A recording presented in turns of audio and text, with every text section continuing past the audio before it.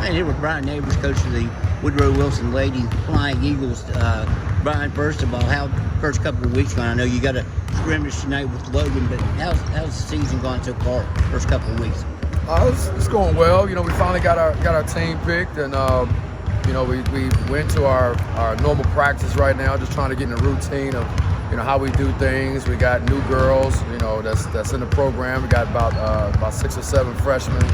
And just trying to get them acclimated to what we do as far as the drills and the attitude and things of that nature. So far it's been going well. I know when you took over, you stated you wanted to build a girls program, and kind of like what the boys program here has always been, but you were a part of a lot of great teams here.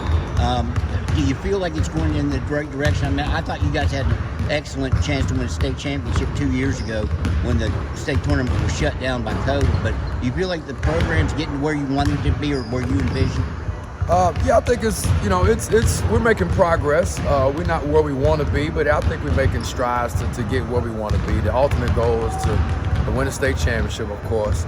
And we've had our opportunities, and it just didn't pan out the way we wanted it to. But God has blessed us to see another day, another year, and we're going to try to meet our goals with this year's team. And I feel real good about this year's team chances of having an opportunity to win a state championship. So, this is the city of champions, and the girls basketball program I feel like is on a rise, and they're working hard, and we're getting better, and the skills are getting better. So I just think we'll be in the top.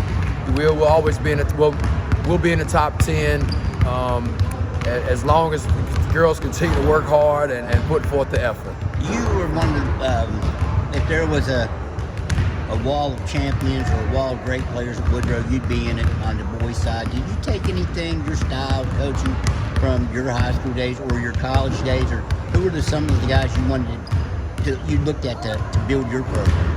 Oh, without a doubt. I played for Coach Dave Morrison, of course. College, I played for Coach Greg White and Brian Poor, who's now at West Virginia State. Brian Poor has won a lot of conference championships at West Virginia State. He's just done a great job with West Virginia State's program. But several coaches, Mike Krzyzewski at Duke, Jim Boeheim, or Gino R.M. at UConn, Pat Summit, God rest her soul, and she was living. I'm a student of the game, Dave, you know what I mean? And I like watching the game of basketball, and any team that's fundamentally sound, and all of your teams in college basketball are fundamentally sound, so I enjoy watching the game, and I just take a lot of things for what I think that's going to help our program and fits our personnel. What intrigued you about taking the girls' job? Obviously, the boys, Coach Kidd's been here forever, and Coach Barksdale was here before that. But what intrigued you as a guy who played on the men's team here, the boys' team here? What intrigued you about taking the girls' program? I think overall challenge. I worked with the girls. AAU. I had an AAU program, and a lot of those girls in 2007, 2008, 2009, 2010, those girls played for me. And those were some good teams that Coach Bernie Bostic had, and I enjoyed, working with them doing AAU, and the opportunity came around where, the job was open and it was just a challenge. The program wasn't doing well for a few years, and I like a challenge, and it was just a challenge to see if I could come and maybe be a be a positive asset to the program, and hopefully build the program back to where Coach Bostic had it, and then Coach Andre White had some good teams, and C.W. Clater had some good teams. And then Coach Dave Barksdale, Ron Kidd, all the coaches that before me, had some good teams, and they were struggling a few years before I got the job, and I was wanting to try to get them back in a competitive state and get some respect here in Beckley for girls basketball. How many years have you been here now? I think this is 6 years. This will be my 7th year, I believe. Did it take longer than you thought to build it, or were you trending in the right direction 2 years ago when it was shut down? We would stop right there, by the way, too. Instincts, well, it was definitely heading in the right direction. Before we got it got due to COVID, the state tournament was canceled due to COVID.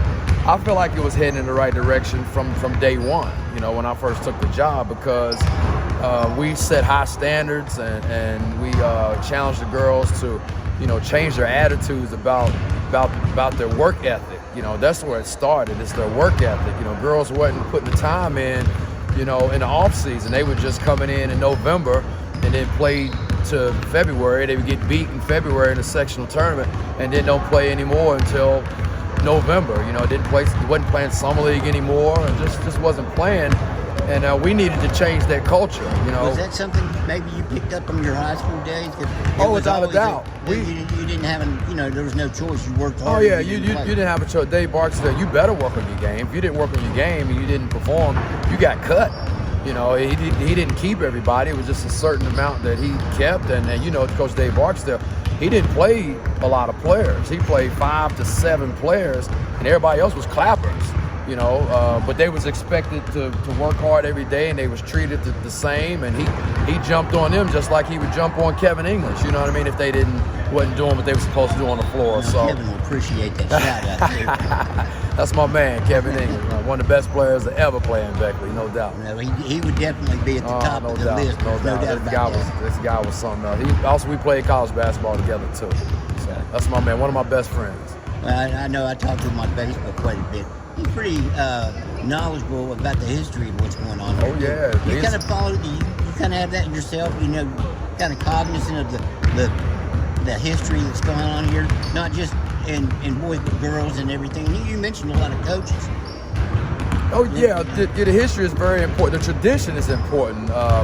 You know, you got to think. I grew up here, and you know, I used to work Coach Barksdale's camp when I was young. I was I might have been in the 5th or 6th grade. You know, he was lacking a counselor, and I was actually in the camp. And Coach Barksdale knew that I knew some of the drills that he was showing me, so he just told me, he said, I'm gonna need you.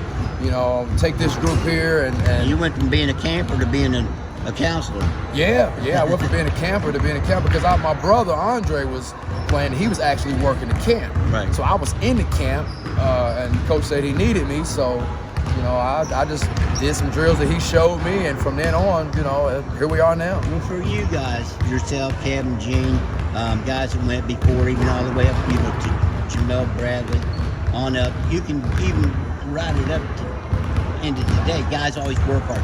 Was the hardest thing for you to get the girls who hadn't been required really to work hard, or hadn't shown that kind of get up and go to go do it like you guys were always playing ball? Was that the hardest thing to change? Which is a culture thing, I guess. Did you have to change that? Oh, without a doubt. Was that and the it's toughest thing? still tough. It's still tough to this day. Even though we made strides, it's still hard to get them to come out and you know, preseason conditioning and working on the game on their own, because we can't work them and work with them in the off season. So, you know, we try to take advantage of the 3-week period, the summer league. We got, you know, guys that coach, you know, to help with AAU, and but it's still a challenge, Dave, to be honest with you. But that was definitely the toughest thing to do, is changing the culture, change the attitude about their work ethic, because you know just as well as I do, if you don't practice, you don't get better at anything you do. Is being a girls coach, is there a little more psychology involved? Because, you know, guys and girls are different. I mean, say whatever you want, but it's a different kind of mindset. You guys could get on each other a little bit more, maybe. Is that wrong? Do girls take it maybe better than guys do? Because I've seen instances in better programs where that is the case. They handle it better than guys do. It's kind of, you know, half and half. You know, I think a lot of the, you know, I hope I don't sound sexist or anything, but you know, that's what I was worried about.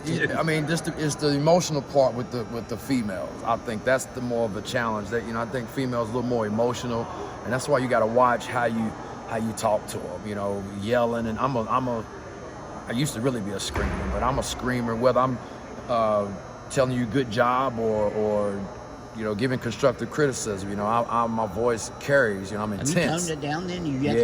I've toned it down a lot because I've had some health issues, I believe, that has stemmed from that in the past, and I just had to calm that down. I also realized that you just can't yell at everybody. I had to learn that the hard way. You know, you got to think where I come from. Dave Barksdale got on you. I mean, he was constantly on you. Greg White was on you, you know, and I've seen some female coaches be on females, you know, but those players had, you know, tough skin, you know what I mean? Right. And sometimes you run into some players, especially on the high school level, where they just don't have tough skin, and you got to be able to, if you want to get the best out of them, then you got to be able to use psychology to be able to talk to them a certain way.